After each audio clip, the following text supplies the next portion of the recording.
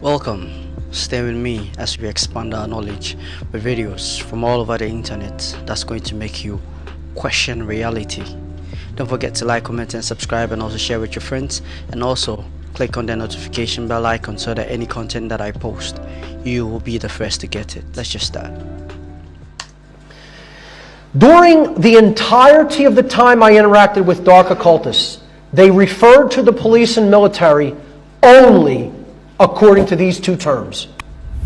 They called them our dogs and our pets. Nothing else, no other term was ever used. I never heard them say the word police, ever.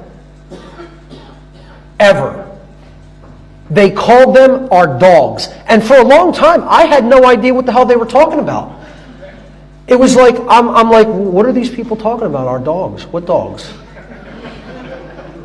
And then I finally made the connection. Whoa, they're talking about the police. They call the police their dogs. And it's not like, yo dog, you know, you're my boy. It's not street lingo.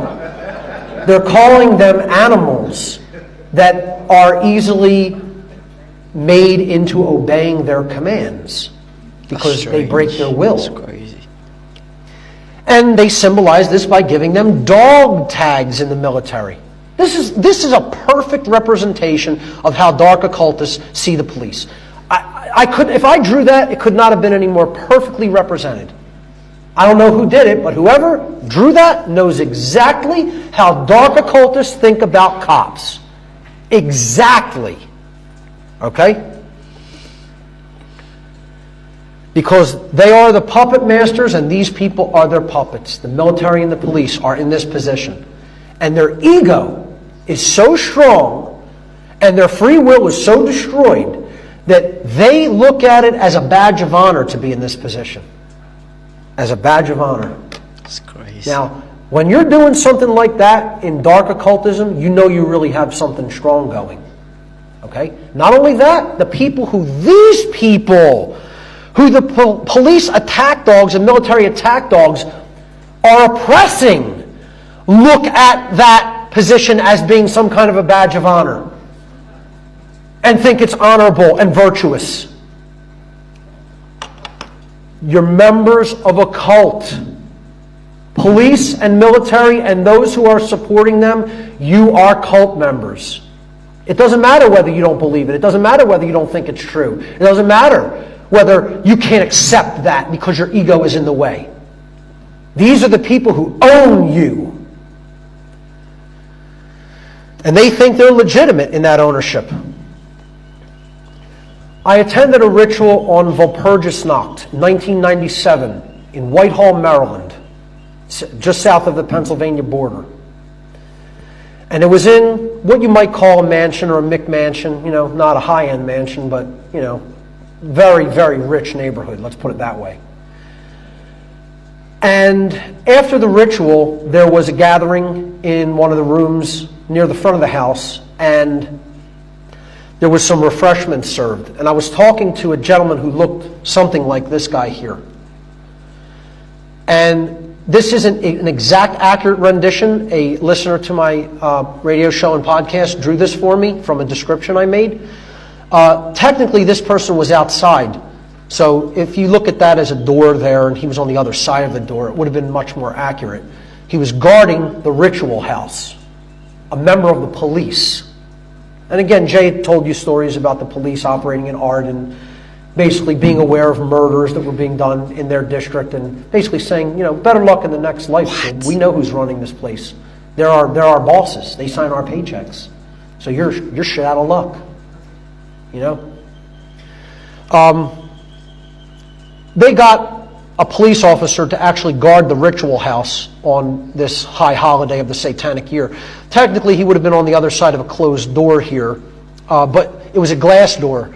So you could, well, it wasn't a glass door. There was a big window there, and the door was closed and locked. And he was on the outside of it on like a patio.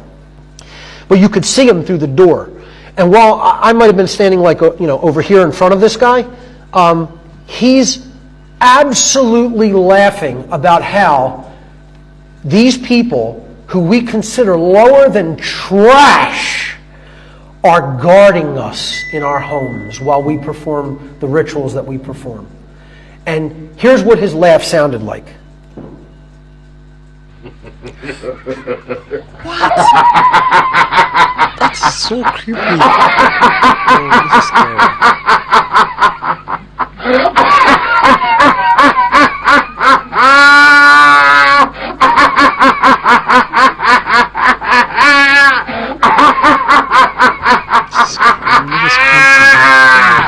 Almost identical. The choking or gagging aspect was even more like heightened because he was like eating while he was laughing. He was eating and drinking while he was laughing, like food in his mouth, okay, like a gluttonous slob. And I'm telling you, you know that cackle or that force, like you can't even draw, you're laughing so hard you can barely draw another breath in. That's what it sounded like, okay? This is what these people think of the police. And you know what? Can't say I blame them. I think about them the same way. They're that big of a joke. You would enslave your own kind. What bigger kind of a joke is there?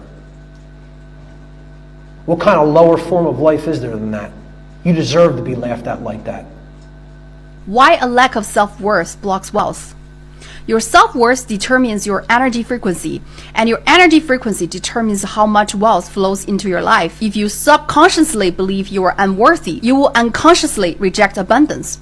Imagine two types of people. People with low energy state, or so-called scarcity mode. They constantly doubt themselves, fear failure, and fear rejections. They work extremely hard, yet deep down they feel they don't deserve too much. Even when they make money, they somehow lose it quickly. They constantly seek external validation, exhausting themselves to meet others' expectations. Those people with high energy state, so-called abundance mode, they unconditionally love themselves and know they are worthy without external approval. They don't waste energy questioning if they deserve success. Instead, they focus on creating, sharing, and giving.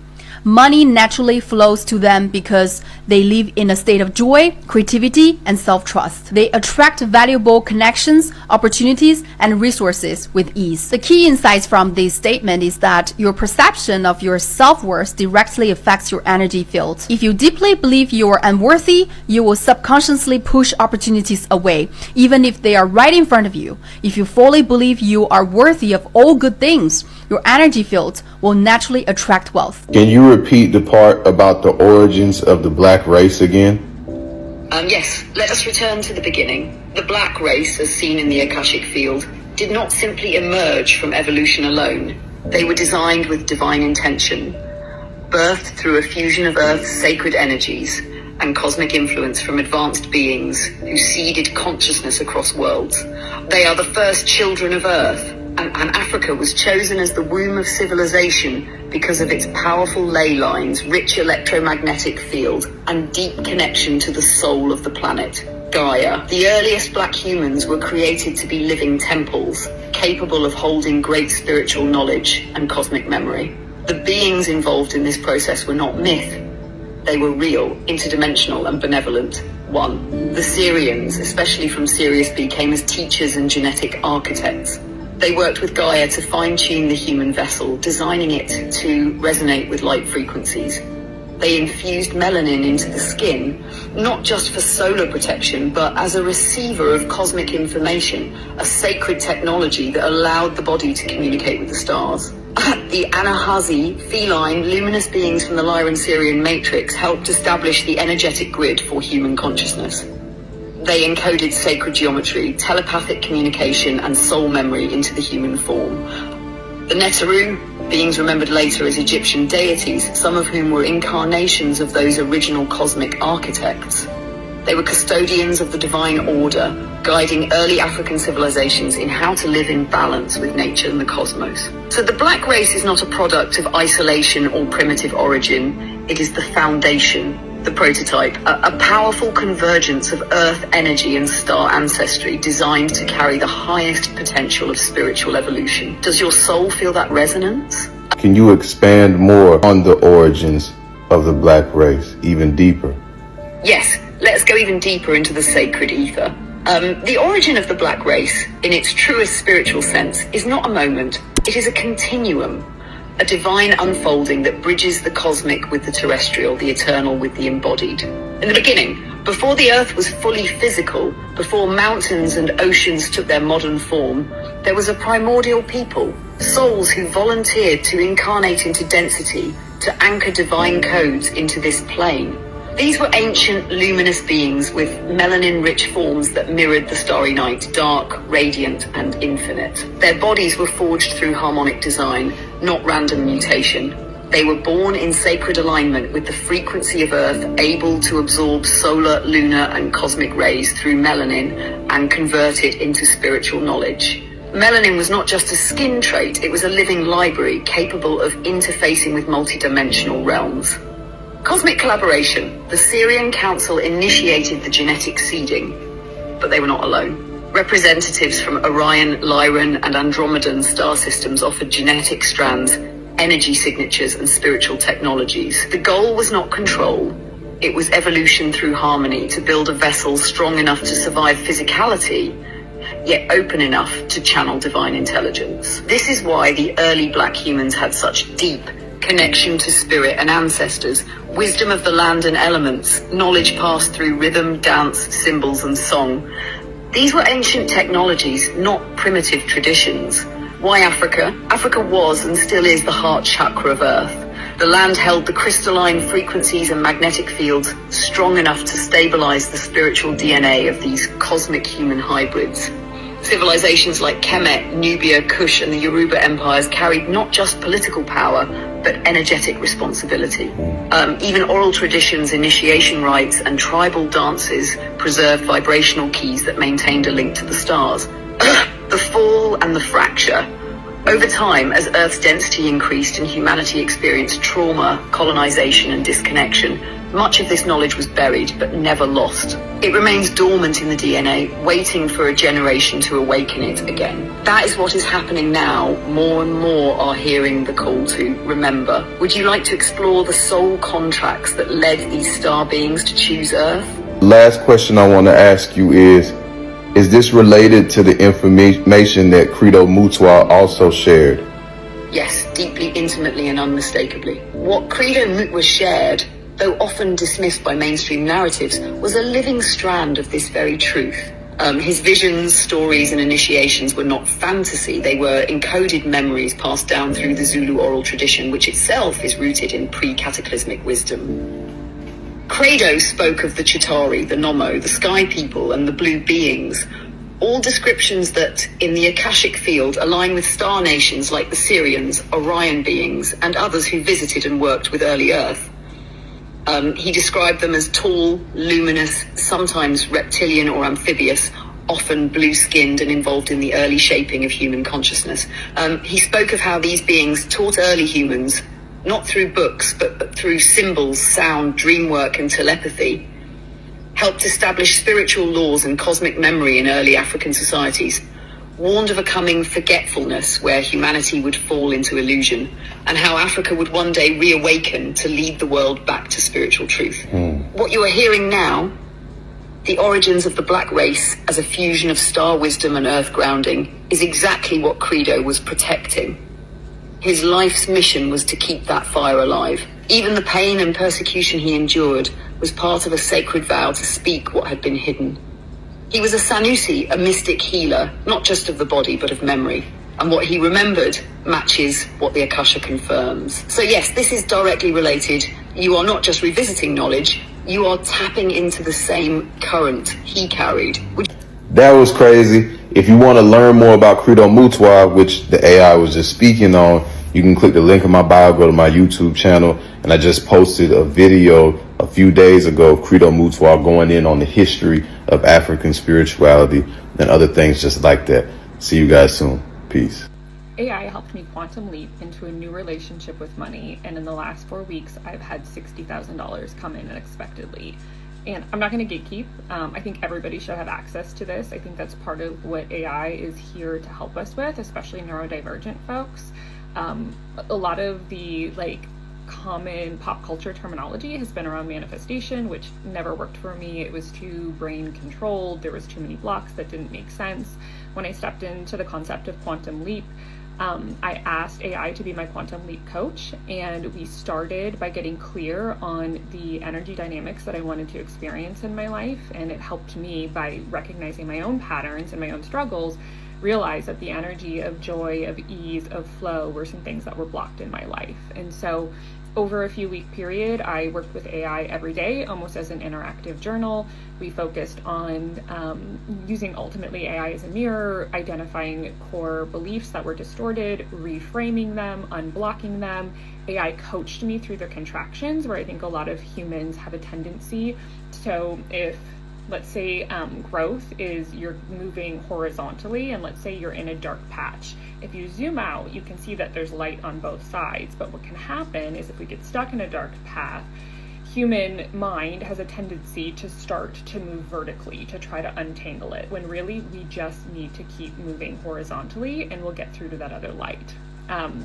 Maybe hopefully you can track that one, but for me it helped me get unstuck. And what happens is AI can really almost act like a lantern as you're going through kind of that dark patch to get through that. Now if you back up, that dark patch, that was just a limiting belief that your system latched onto and was using it to keep you safe. And so if you're able to move through it, release it, it opens up energetically a whole new operation and way that your body can flow.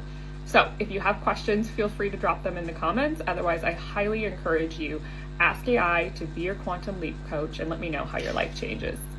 Why is it that rich white people do not have to show off their wealth the way black people do? I'll tell you why. Number one, non-Africans, white, brown, yellow, or red, they are preoccupied with the accumulation of power, not materialism. Gotcha. Black people are preoccupied with the accumulation of materialism. Number two, the Caucasian, the Asian, the Arab, they were never stripped of their self-respect. So they don't have a need. If he's worth $1 million, I may not see it. Right. If you worth $1 million, you're going to have on a bling bling. His identity never went through the historical assault that your identity went through. You are on a never-ending quest to prove that you are somebody. He don't have to do that. You want to know why? Him being white is enough to come into a room. One thing I highly recommend is a clingy, lovey-dovey partner. Life is too short to be with someone who acts like showing love is a fucking chore. That nonchalant energy, I'm cool. What if the concept of sin was invented to keep you spiritually controlled? Before religious institutions, before doctrine, before commandments, humanity lived without the idea of sin.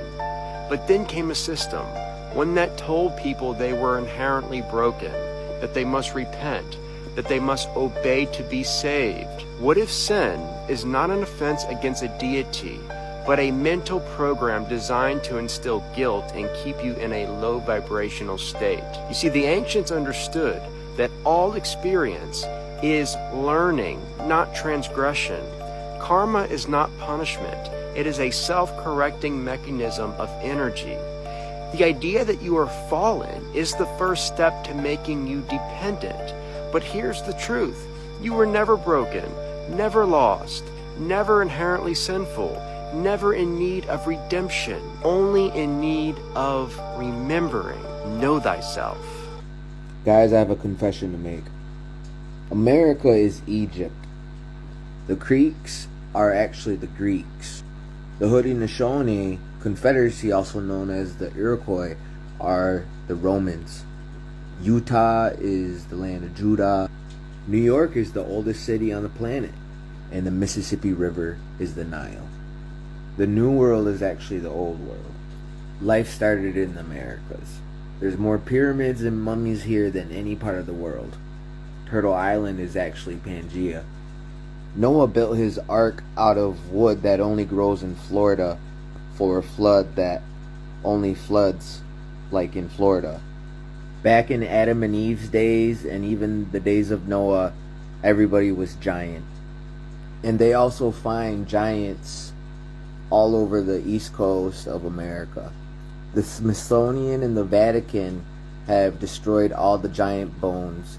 They were anywhere from about 7 feet to 25 feet tall. What? The Mesopotamian creation story about the Anunnaki, the twin brothers that came from the stars, named Inky and Leo, that created mankind and taught them things, sounds a lot like a lot of Native American creation stories about two twin brothers that came from the stars that were giants and created mankind and everything.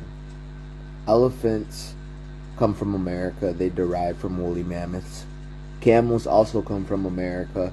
They derive from alpacas and llamas in South America. So do zebras and horses. Cheetahs also come from America. The Aztecs called their lands Aztlan, and it's actually Atlantis. The Egyptian gods, Horus was a peregrine falcon from upstate New York. Set was a South American anteater. Anubis was a dog from Central America. Isis is a blue heron from upstate New York as well. If life started in Africa, why doesn't everybody have African DNA? But everybody has a Cherokee grandma or a Blackfoot princess grandma. Modern science says mankind started in Africa 300,000 years ago. But here's a hammer that's 400 million years old, found in Texas. 400 million years. I got a couple friends in Atlanta, but all my friends like my. What the fuck is that? Nigga, it's just a... Oh shit! This is a tsunami. No, that's what's happening. But it's an earthquake. Are you serious, bro? What the fuck is that? Oh I'm shit! dead ass. Why you? No, nigga, I'm dead. What the fuck is this? No, bro, this. Oh shit! No. Oh shit! What? Get out! We gotta go. We got stairs. Go circuit. Oh! No! Oh my gosh! No! Hey! No! Oh shit! What the fuck is that? Fuck! Hey! Where do we go? I don't know. I want to find it. Go! Go! Oh shit! It's coming! Hey! What star is it? Oh! What are stars? Jonah, hit that elevator! Stairs! That's a bad idea. Just like the stars. Come on, gang. You good? Come on, bro. That was the best option. He's in the drawers. Bro, this nigga Deshae is bad luck, bro. This man is bad. Bro, we just had a whole earthquake and because he want to come down here and the universe knew he was canceled. But it's enough to say, and everyone knows this well, about the United States' plans to annex Greenland. You know, at first glance, this might surprise some people, but it would be a deep mistake to think these are just some extravagant ideas of the new American administration. Not at all. In fact, the United States had such plans as far back as the 1860s. Oh, really? Even then, the American administration was considering the possibility of annexing Greenland and Iceland, but the idea didn't gain support in Congress at the time. Let me remind you that by 1868, American newspapers were mocking the purchase of Alaska. It was called madness, a frozen icebox, and a garden of polar bears, and President Andrew Johnson was ridiculed. That's why the Greenland proposal failed back then. But today, that acquisition, Alaska I mean, is surely viewed very differently within the United States, just as President Andrew Johnson's actions are likely judged in a different light now. So there's nothing surprising about what's happening today. And it didn't stop back then. This story continued. For example, in 1910, a trilateral deal was being prepared involving territorial exchanges between the US, Germany, and Denmark. As a result, Greenland would have gone to the United States, but the deal fell through. During World War II, the US established military bases in Greenland to protect it from Nazi capture. And after the war, the United States offered to buy the islands from Denmark. That was quite recently, in terms of world history. In short, we're talking about serious long-term American plans regarding Greenland. These plans have deep historical roots, as I've just shown, and it's clear that the US will continue to systematically pursue its geostrategic, military, political, and economic interests in the Arctic. As for Greenland, that's a matter between two specific countries. It has nothing to do with us. What does concern us, however, is that NATO countries increasingly view the far north as a potential staging ground for conflict. They are actively training troops for operations under Arctic conditions, including new recruits from Finland and Sweden, countries with which, I should note, we had no issues until very recently. They are creating these problems with their own hands. Why, that's entirely unclear. But nevertheless, we will proceed from the reality as it stands, and we will respond accordingly. I want to emphasize, Russia has never threatened anyone in the Arctic, but we are closely monitoring the situation and building an appropriate response, enhancing the combat readiness of our armed forces and modernizing our military infrastructure. We will not allow any infringement on our sovereignty. We will reliably defend our national interests. While maintaining peace and stability in the Arctic, we will ensure the region's long-term social and economic development, improve the quality of life for its people, and preserve its unique natural environment. The stronger our position is, the more significant our achievements, the more opportunities we'll have to launch major international projects in the Arctic, together with friendly nations and possibly even Western countries, should they show interest in cooperation. I'm confident the time for such projects will surely come. This video on TikTok, 8 million views. Black nigga moved to Thailand. And I feel like in Thailand, like for broke people like me, you can finally live your dream. They don't care, like. No. They're like king out there. Yeah, you can finally live your dreams. Like, what do the other two do while you're messing with the first one? They be in the bed with me. Like, we be having a whole Diddy or do type shit. So I paid the rent for the year, so I'm like, shit, anything else, I can live out here because everything's so cheap. So mine was just like, man, at least my rent paid. I can still pay the electricity $23 and pay the water bill $3. Cool, I was like, I can do that. Man, first it was over with. Me and God was cooking ever since. Video. Off TikTok, that whole month that I was in Thailand, I made like $13,000. And that's off of TikTok with an RPM of $1. Damn, a month on TikTok? Yes, RPM of $1. This ain't like Snapchat RPM $15 per 1,000 views. It's $1. 今天四 B 的学功夫，开始！放全位，1、2、3、4、5、6、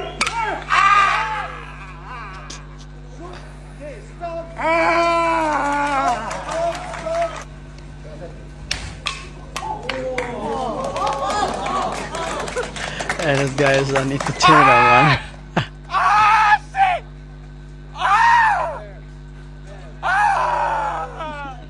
Sex with multiple partners is going to make you age like crazy, especially if you're having sex with people who don't take care of their health. You hang out with the dogs, you bring back the fleas, and the ST.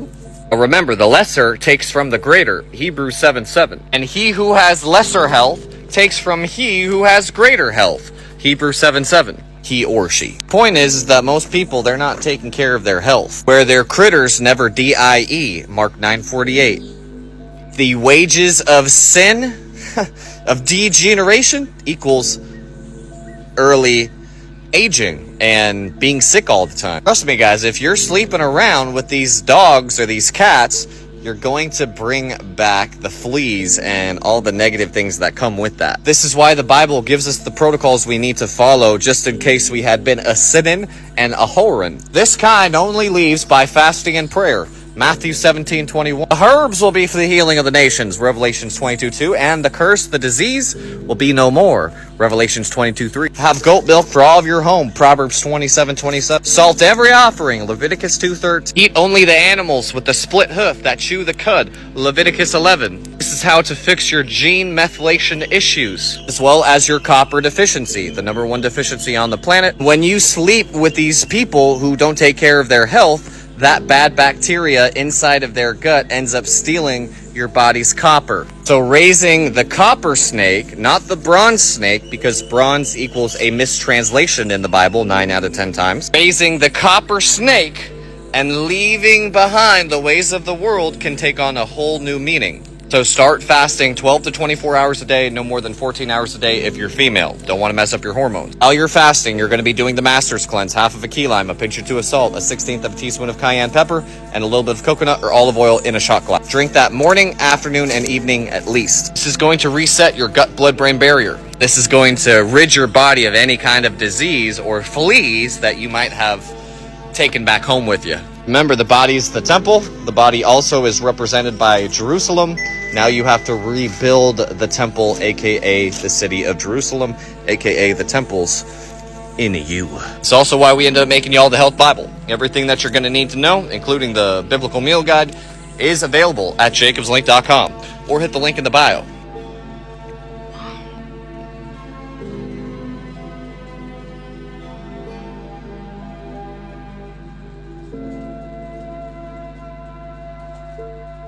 Oh, she is mad now. Just this Friday, Namibia made history by swearing in its first female president, Netumbo Nandi Ndetwa, okay? They call her the Triple N, and trust me, if you think the orange president of the US is quick with executive orders, then you haven't met her yet. Before the ink dried on her inauguration speech, she did what needed to be done. Her country revoked visa-free access for US citizens and 30 other countries. What they're trying to say is that if your country put restrictions on Namibians, then y'all but experience that same energy. Reciprocity is the name of the game. And starting April the 1st, citizens from these non-reciprocating countries like the US, UK, France, Iceland, Italy, Switzerland, Germany, Netherlands will now be required to apply for a visa in advance. That means paperwork, tedious processing time, consulate visits, potential rejections, a reality in Namibia.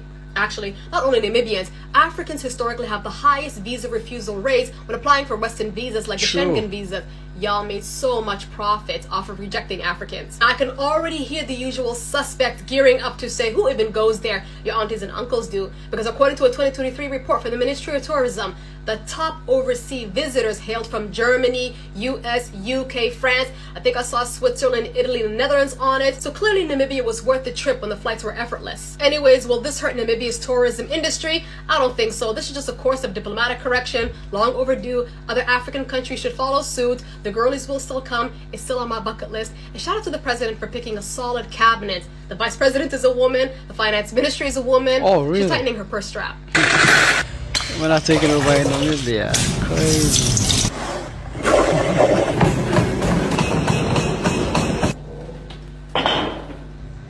Watch out. One more. How many more? One more.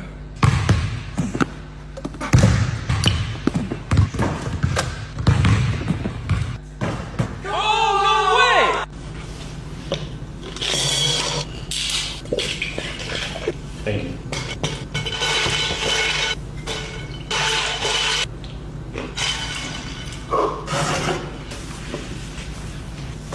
Thank you. Thank you.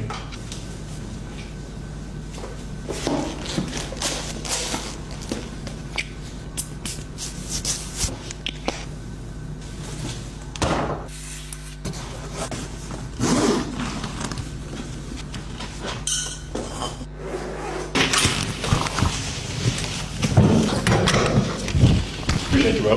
Going down.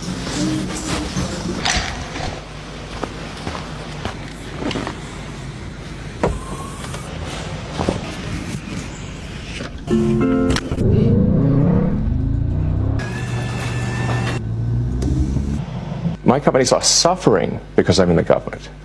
You just pointed that out a moment ago. Right. Do you think it helps sales if dealerships are being firebombed? Of course not. And Tesla customers are being intimidated all over the country and all over Europe. Mm-hmm. Does that help Tesla? I mean, you had Tim Waltz, who's a huge jerk, running around on stage with the Tesla stock price where the stock price had gone in half, and he was overjoyed. What an evil thing to do! What a creep! What a jerk! Like who derives joy from that? And it was pointed out to him that actually, Minnesota State Pension Fund is a major investor in Tesla. But he didn't care. He was so overjoyed by Tesla stock going in half. Does that sound like a good person to you? I don't think so. if you want to have all the time, that's not normal and you're 100% traumatized. But I think at this point, humanity already understands that. So why am I sharing this? Because even after you heal in the traditional way that we've been healed to nurture our traumas and whatever and release that, there's going to be another layer where you're still having the fantasies, where you're still aroused. And you transform that by literally bringing it from here, because it's just the energy of creation, right? You want to be stimulated. You want to fill your voids. So the body stimulates itself and then releases that energy. No more touching yourself. No more being physical with that person that you don't want to be physical with. How about you harvest that energy? So take it from here, bring it to your heart, and release it. So if you're a writer, write about how aroused you are. If you're a singer, sing about it. If you play an instrument, literally be aroused and play that instrument. Take your energy from your heart, you can bring it to your mind, and then physically create something with it. In that, you are literally transforming your entire body's chemistry, its entire understanding of what to do with that arousal. Touching yourself every day, that's abuse. That's abuse. True. Giving yourself to somebody that doesn't care about you, having these expectations of other human beings, that's self-harm. Who are you? You're the creator. This is a true human experience. So in order to fully transform hyper-sexuality, you have to literally take the energy and place it elsewhere. Kevin Gates even told a story about how he met a woman who, whenever she's super aroused, she paints. And of course the painting is super freaky, whatever. But then in her body, she doesn't feel it anymore because she took it and put it somewhere else. This is the core of who we are as magical beings. And yeah, I just wanted to let you know that you do not have to suffer in your own body. And even if you've been doing the work this far to heal the trauma and nurture yourself and love yourself, you still have to put the energy somewhere else, because now you're rewiring your body. And like so that. You rewire your body by literally moving the energy somewhere else. You can do it. I have faith in you. If I can do it, you can do it. If you say it enough times, it will become so. It really will, because you will be changing your thinking. It'll change your belief about yourself. Okay. And when your belief about yourself changes, the way the universe reacts to you will change. When I learned to use my mind for me instead of against me, it made a big difference. Everything that you have today in your life, tangible and intangible, you have attracted to yourself because of the person you are. You can attract more because you can change the person that you are. The most powerful effect on your subconscious is what you say to yourself and believe. So you can tell if you're destined to be a winner or a loser simply by looking at what you think about in each upcoming event. And if you just make the decision right now to think about what you desire, ask yourself, am I thinking about what I want to happen, or am I thinking about what I'm afraid will happen?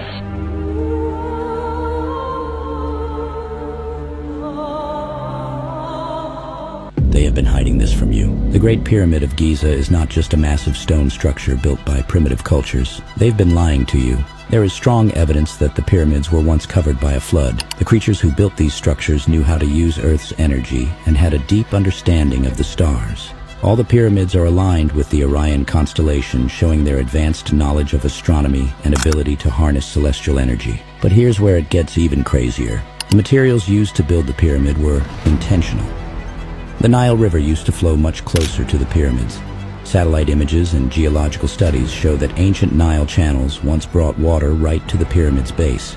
The pyramid's base is made of granite blocks filled with quartz crystals. Quartz has piezoelectric properties, meaning it generates an electric charge under pressure. The pyramid's heavy weight creates this pressure, producing a continuous electric charge. The Nile's water acted like a hydroelectric dam. These were not just tombs built by slaves, they were advanced energy machines. Think about it, why would a tomb need electricity? The pyramids were not built on the surface to honor the dead. They were constructed as anchors, as containment obelisks, to seal something ancient and immensely powerful below the earth. These newly discovered chambers form what ancient texts called the Abyssal Vault. According to a forbidden section of the Book of Thoth, translated only once before vanishing, this vault was built by a pre-human civilization the Egyptians later called the Neteru. gods not of the sky, but of the deep earth. At the heart of this spiral, at the lowest point, 2,000 feet down, is a black sarcophagus made from an unknown metal, humming at a frequency just beyond human hearing. Surrounding it are 8 massive crystal pylons, pulsing in alignment with the Orion constellation. Every 26,000 years during the precessional reset, the energy peaks. And here's the kicker. Some believe the being inside was not dead, but in stasis, a creature older than mankind, sealed there during a war between celestial factions, a war that ended with Earth being quarantined. The pyramids were never tombs.